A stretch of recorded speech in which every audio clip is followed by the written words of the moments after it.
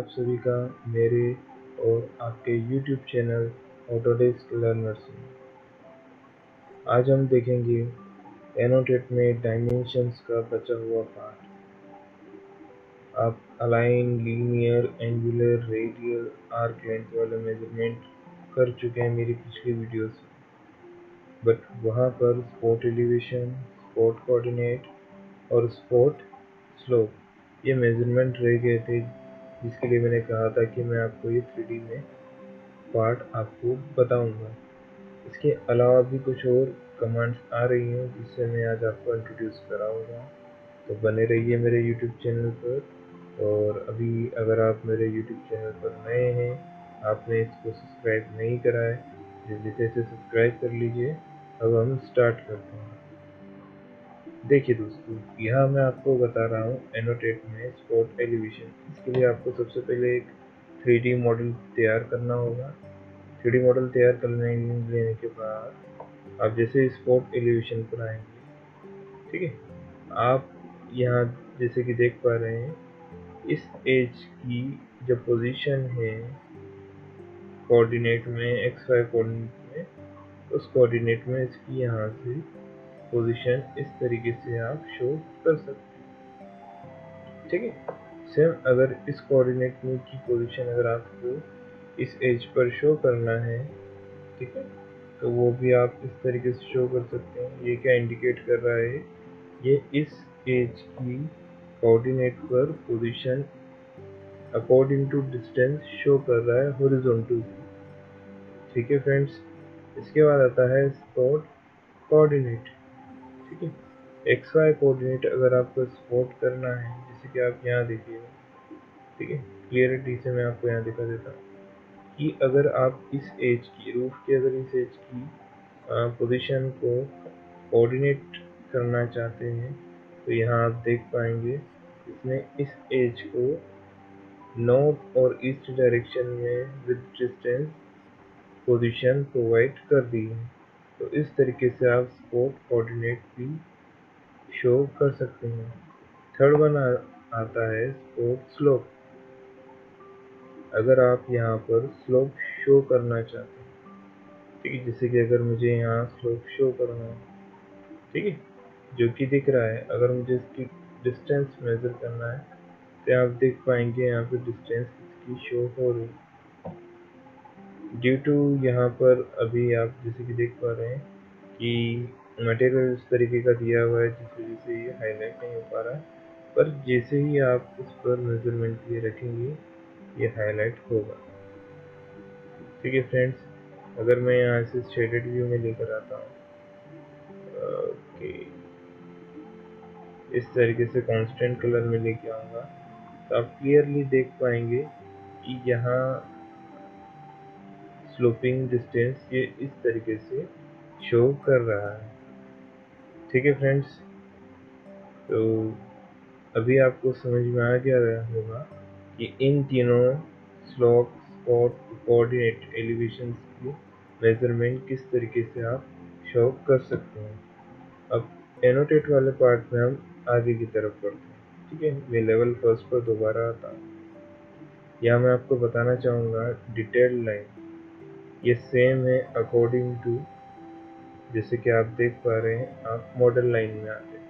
Model line में आकर आप रेक्टेंगल, सर्कल, एलिप्स और कई तरीके के जो कमांड्स हैं वो आप ड्रॉ करते हैं। उसी तरीके से जब आप एनोटेट में डिटेल लाइन वाले पार्ट पर आएंगे, तो भी सेम पार्ट यहाँ पर ओपन होगा, जिनसे आप कई तरीके के ऑब्जेक्ट्स ड्रॉ कर सकते हैं, ठीक है। एनोटेट में दोबारा आता हूँ, जैसे यहाँ आ रहा है next one, region and masking region, ठीक है।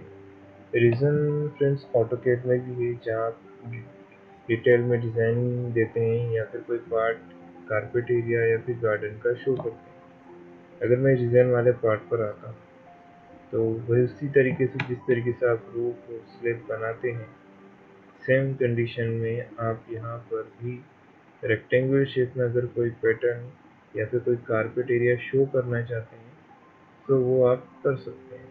जैसे मैंने अंदर का पूरा एरिया यहाँ पर आपके सामने कवर अप कर लिया है, ठीक है। और मैं यहाँ पे इसे फिनिश कर रहा हूँ।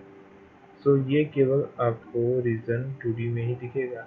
इसका डिज़ाइन पैटर्न कुछ इस तरीके से, इसे आप ड्रैग करके छोटा या फिर बड़ा भी कर सकते हैं। ठीक है, अगर आपको इसमें नया डिज़ाइन पैटर्न देना है, उसके लिए आपको इसके एडिट टाइप में आना होगा। एडिट टाइप में आ जाने के बाद यहाँ से पैटर्न को आपको सिलेक्ट करना होगा। जैसे कि आप देख पा रहे हैं, सॉलिड पैटर्न भी यहाँ पे दिया हुआ है। ठीक है, और इस तरीके का पैटर्न भी यहाँ पे अवेलेबल है। इसे आप ओके करके यहाँ से अप्लाई कर सकते हैं। आप देख पाएंगे पैटर्न अप्लाई हो चुका है। अगर आप इसका कलर चेंज करना चाहते हैं तो यहाँ से आप कलर भी सिलेक्ट कर सकते हैं। ठीक है, अप्लाई एंड ओके।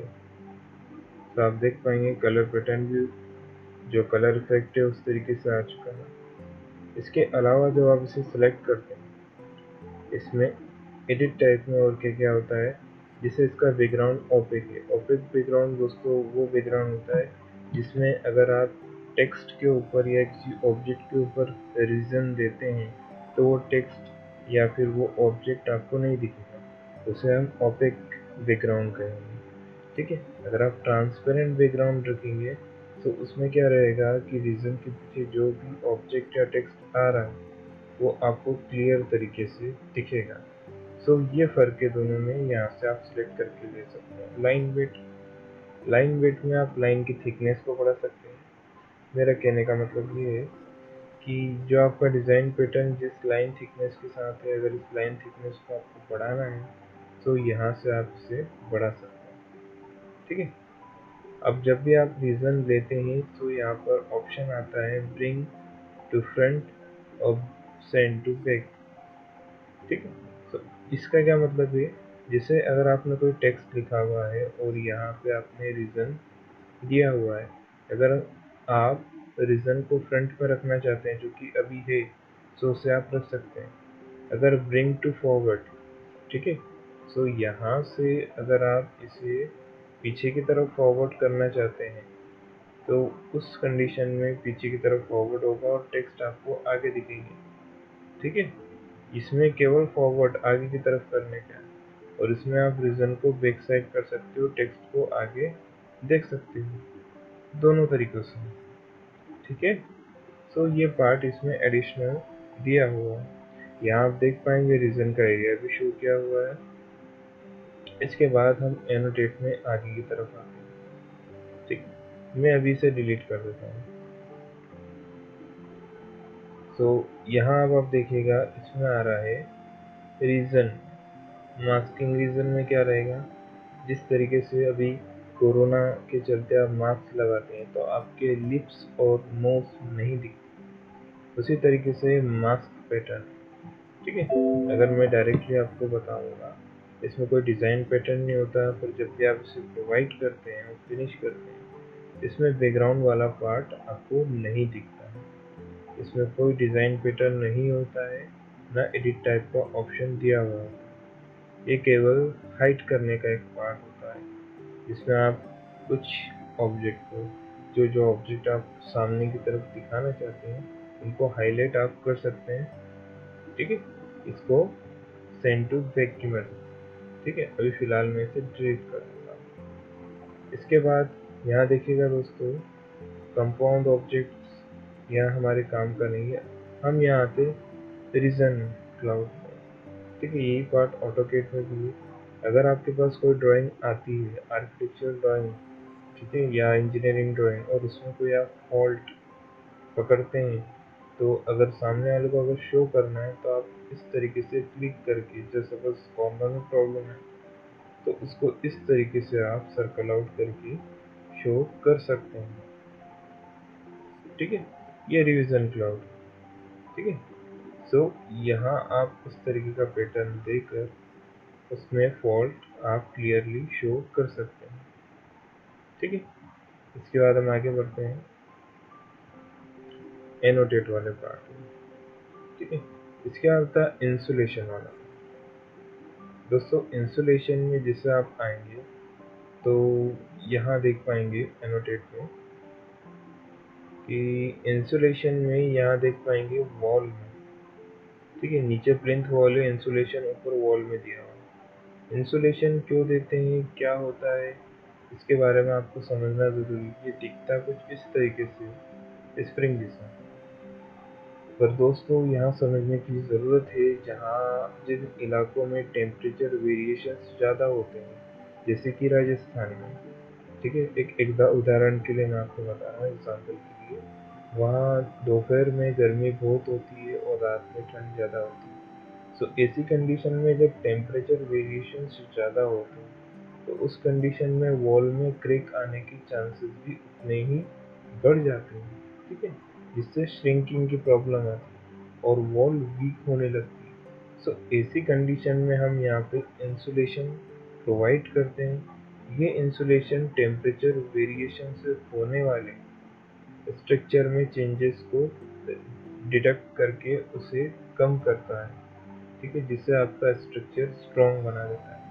इसे हम वॉल में भी देते हैं, प्लस कॉलम में भी हम इसे प्रोवाइड करते हैं।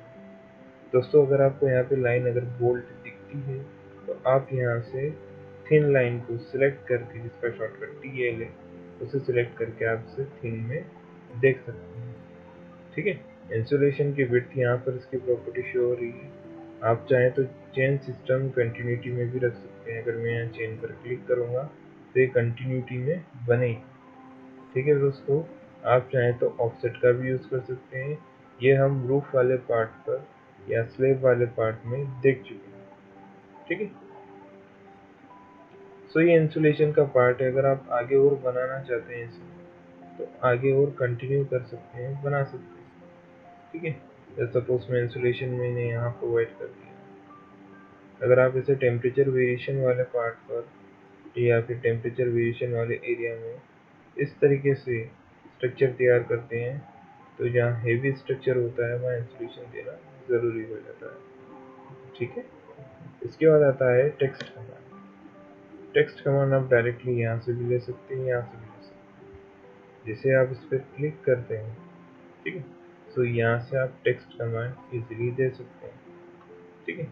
जैसे सपोज मैं यहाँ पर टाइप कर देता हूँ रूम, ठीक है। जब भी आप इंजीनियरिंग ड्राइंग बनाते हैं, तो यहाँ से आप उनका स्पेसिफिकेशन देते हैं रूम का विथ साइज, ठीक है फ्रेंड्स।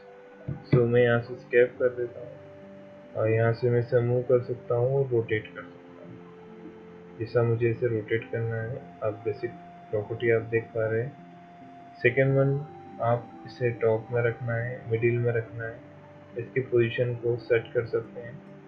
एडिट टाइप में जब आप आते हैं यहाँ, सो फर्स्ट वन आता है इसका कलर, ठीक है, तो यहाँ से कलर भी दे सकते हैं। दूसरा बैकग्राउंड, वही दोस्तों मैंने आपको बताया, ओपेक या ट्रांसपेरेंट रखना है, आपके ऊपर है। लाइन वेट में लाइन की मोटाई बढ़ेगी, ठीक है। इसके बाद मैं आता हूँ टेक्स्ट वाले पार्ट में, एरियल है। अगर आप यहाँ से टेक्स्ट फॉर्मेट चेंज करना चाहते हैं या फिर टाइम्स न्यू रोमन लेना चाहते हैं, टाइम्स न्यू रोमन ले सकते हैं।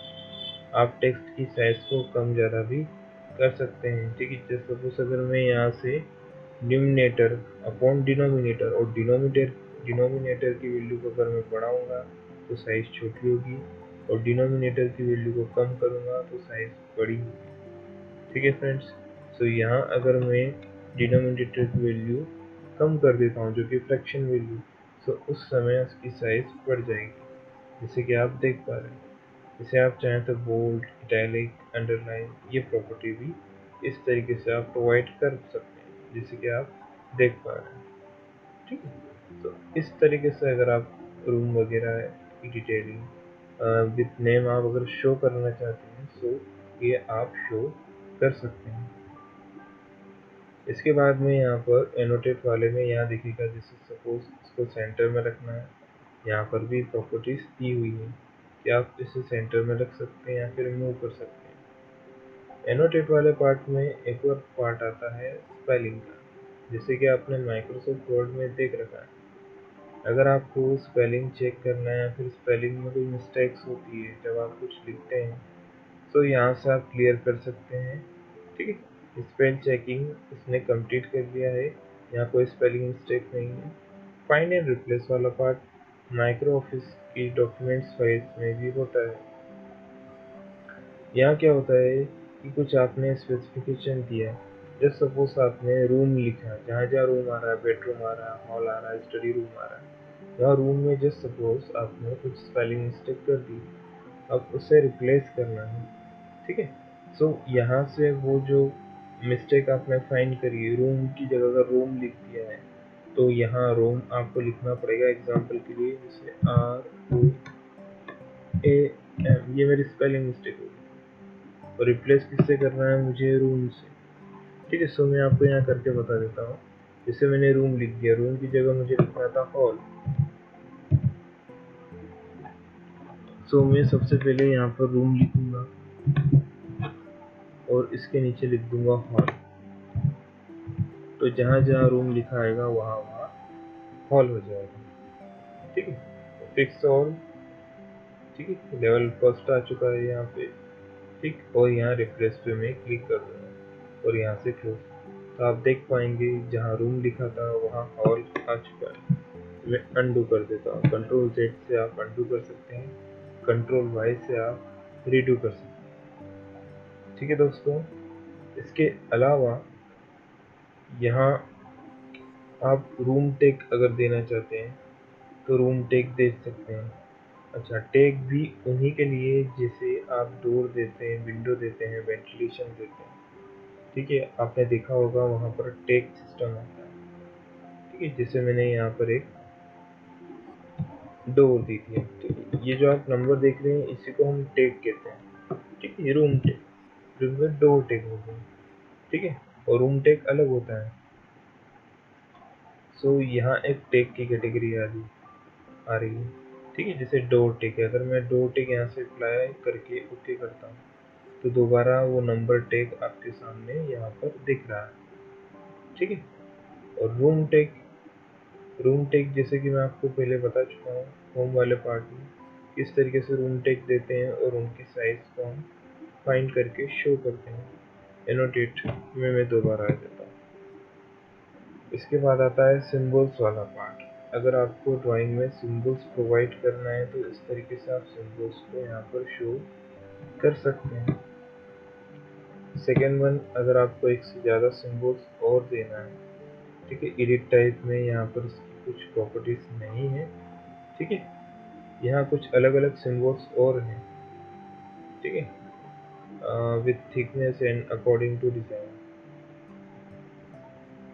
ठीक, जैसे आप अदर सिंबल्स लेना चाहते हैं, लोड करना चाहते हैं। ठीक है, जैसे कि आप यहाँ देख पाएंगे कि यहाँ से मैं एनोटेट वाले पार्ट पर आता हूँ, सिंबल्स पर आ जाता हूँ। सो यहाँ से लोड फैमिली से आप सिंबल्स लोड कर सकते हैं। ठीक है, जब एनोटेट वाले पार्ट पर आएंगे तो यहाँ पर बहुत सारे सिंबल्स दिए हुए हैं जिनका आप यूज इजीली कर सकते हैं। ठीक, आप एक बार ढूंढेंगे तो आपको जरूर मिलेगा। एनोटेट वाले पार्ट पे दोबारा आ जाता हूँ। ठीक है, इसके बाद यहाँ पे स्पान डायरेक्शन और बीम डायरेक्शन, ठीक है, जो कि स्पान को शो करता है। ठीक है, अभी यहाँ पर शो नहीं हो रहा है क्योंकि ना तो हमने यहाँ बीम दी है और ना ही यहाँ पर कॉलम दिया हुआ है। ठीक है, ये बीम के स्पान के लिए होता है। ठीक, सो ये पार्ट जो है मैं आपको बता चुका हूँ। ठीक है, आने वाले वीडियोस में मैं आपको बताऊंगा स्ट्रक्चर वाला पार्ट, जहाँ हम beam, column, slab, dress, brass, ठीक है, बीम सिस्टम, ट्रसेस, इनकी हम स्टडी करेंगे। ठीक है, आई होप आज का वीडियो आपको अच्छा लगा होगा और अच्छे से समझ में भी आया होगा। अगर आपको कुछ डाउट, क्वेश्चन या क्वेरी है तो आप मुझे कमेंट बॉक्स में कमेंट कर सकते हैं, मुझे कॉल भी कर सकते हैं और मुझे मेल भी कर सकते हैं। अगर आप में से किसी को पर्सनल ट्रेनिंग लेना है तो उसके लिए भी आप मुझसे कांटेक्ट कर सकते हैं। सर्टिफिकेशन आपको प्रोवाइड करा देंगे। अगर सर्टिफिकेशन लेना चाहते हैं तो सर्टिफिकेशन भी आपको मिल जाएगा जो कि वैलिड रहेगा। ठीक है फ्रेंड्स, सो अगर कोई भी क्वेश्चन हो तो आप मुझसे पूछ सकते हैं। मिलते हैं हम नेक्स्ट वीडियो में।